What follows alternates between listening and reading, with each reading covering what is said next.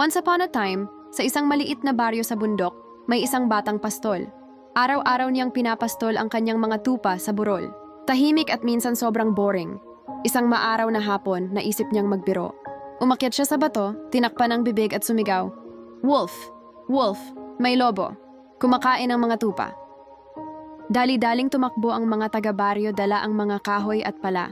Pero pagdating nila, walang lobo. Tumawa lang ang bata. "Haha, naloko ko kayo."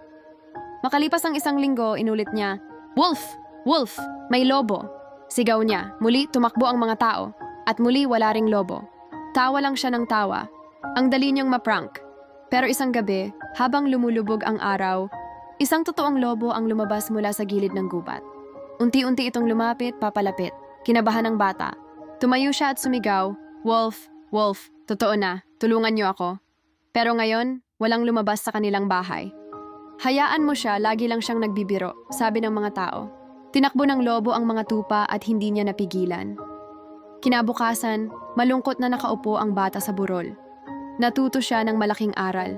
Kapag lagi kang nagsisinungaling, walang maniniwala sa'yo kapag totoo na. Simula noon, hindi na siya sumigaw ng wolf kung hindi totoo. Kung nagustuhan mo ang kwentong ito, click like at subscribe para sa mas maraming magical stories.